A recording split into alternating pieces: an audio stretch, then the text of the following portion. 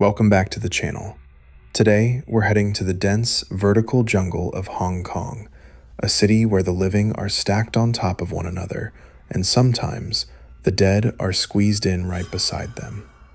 Specifically, we are looking at the legend of the Ghost Clinic, a story that circulates among night shift workers and urban explorers, centering on the terrifying belief in the hungry ghost. Imagine walking into a sterile room, smelling antiseptic mixed with rotting meat, and realizing the patient waiting for you isn't there to be healed, but to feed. Stick around until the end, and I'll explain exactly why the locals burn paper money on the sidewalks, and why you should never, ever kick the ashes.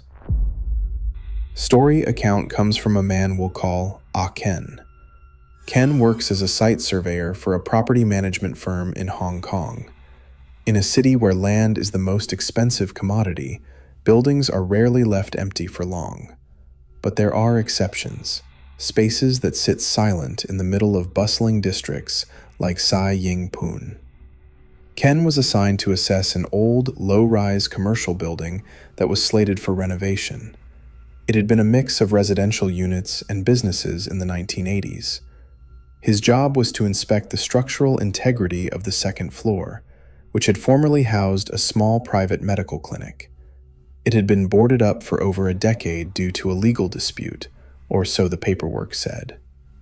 Ken arrived at 4 p.m. on a humid Tuesday in July.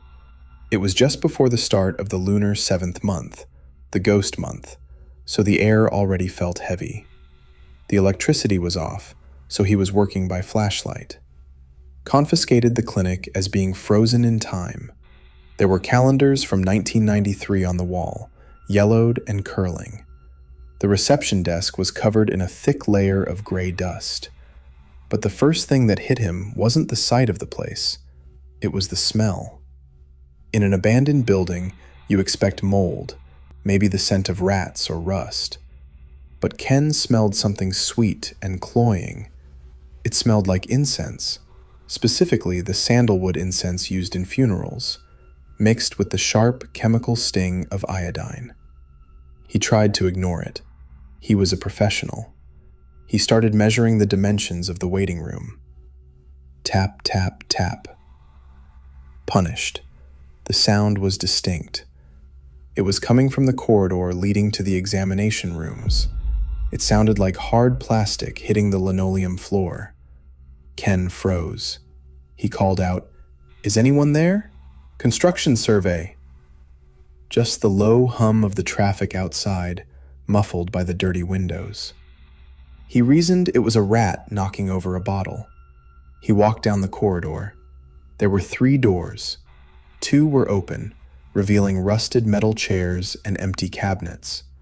The 3rd door, at the end of the hall, was closed. As he approached the 3rd door, the temperature dropped. This is a cliché in horror movies, but Ken emphasized that in Hong Kong, where the humidity is 90% and the heat is suffocating, a sudden cold spot feels unnatural. It feels like walking into a meat locker. He reached for the handle.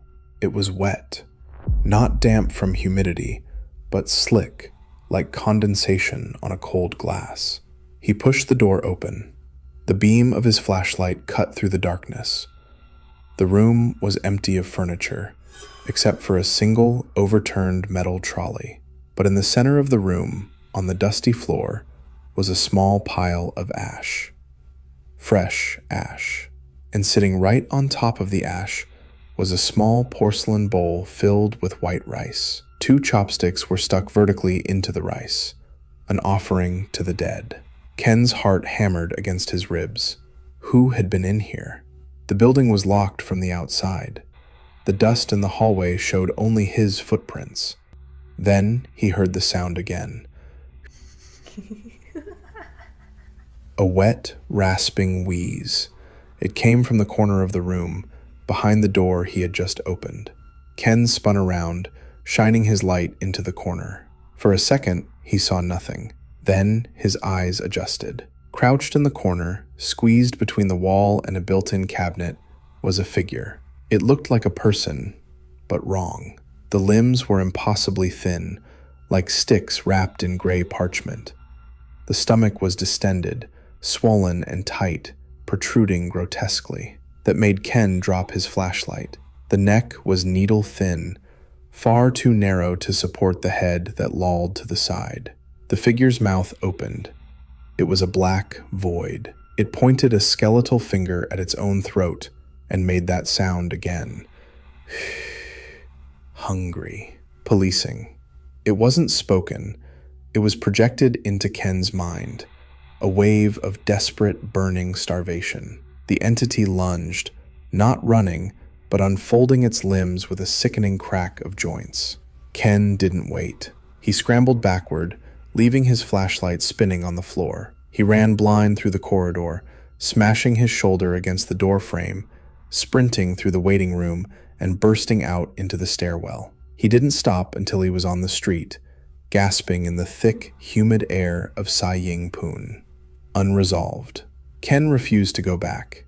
He quit his job 2 days later. He told me that even now, when he's alone in a quiet room, he sometimes hears that wet, clicking sound of a throat that is too narrow to swallow, gasping for food that will never satisfy it. The clinic remains unrenovated to this day. Rational possibility. Nephectics might say Ken inhaled toxic mold spores or old chemicals lingering in the unventilated clinic, causing hallucinations. The fresh ash could have been from a squatter who found another way in, perhaps an addict suffering from malnutrition, which would explain the emaciated appearance. Though, in a city of 7 million people, how many forgotten souls are trapped in the spaces between the walls? But the hungry ghosts aren't just found in abandoned clinics. In Hong Kong, the most terrifying encounters often happen in the places where people live. The massive, crowded housing estates where thousands of families sleep, stacked floor upon floor. 2. The Feast in the Hallway. Next story comes from a university student named Sarah, who was living in a public housing estate in Tuen Mun. These estates are famous for their long, dimly lit corridors. You know the type. Endless rows of metal gates, laundry hanging from poles, and the smell of dinner cooking from 100 different kitchens. Unthinkable Ghost Month. Sarah's grandmother was very traditional. She warned Sarah, don't come home late, don't whistle at night, and never, ever look at the offerings in the hallway. Disrig this month during joss paper and leave food, slices of roast pork, oranges, tofu, outside their doors or in the stairwells to appease the wandering spirits. Designate Sarah was studying late for finals. It was 2 a.m. when she got off the elevator on the 14th floor. The corridor was silent. The motion sensor lights flickered on, buzzing with that annoying electric hum. As she walked toward her unit, she noticed the air smelled of charred paper and sulfur. Almost every door had a small red candle burning by the threshold. She was 3 doors away from her apartment when she saw it. About 20 feet ahead, outside a neighbor's door, a plate of siu mei, roast goose, had been left out, but something was kneeling over it. From the back, it looked like a child, small and hunched, but the skin was the color of a bruise, a mottled purple-gray. It was grabbing the meat with both hands, shoving it toward its face. Prognosis stopped. Her sneakers squeaked on the tile. The thing froze. It turned its head. It didn't have the face of a child. The face was ancient, the skin pulled tight over the skull. Its mouth was a tiny pinhole opening, fused almost shut. It was mashing the roast goose against this tiny hole, trying desperately to push the food in, but the meat just smeared across its face, falling to the floor. Boiler's Badit wasn't a human sob. It was a high-pitched tea kettle whine of frustration and agony. It was the sound of eternal starvation. Sarah realized with horror that the thing was looking at her. It dropped the meat. It looked at Sarah's throat, her healthy, normal throat. Palms in the corridor buzzed and cut out. Darkness. Sarah didn't think, she reacted. She fumbled for her keys, her hands shaking violently. She heard the scuffing sound of dry skin dragging across the tiles. Scuff, scuff, scuff, getting closer. She found the keyhole. She turned it, threw the metal gate open, unlocked the wooden door, and slammed both shut behind her, bolting them instantly. She backed away from the door, heart pounding.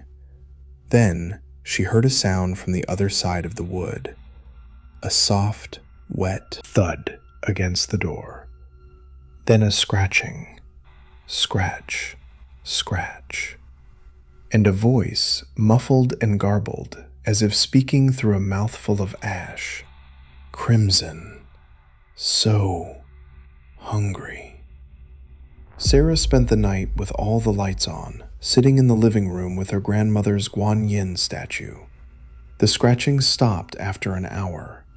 The next morning, when she left for school, the plate of roast goose outside the neighbor's door was gone.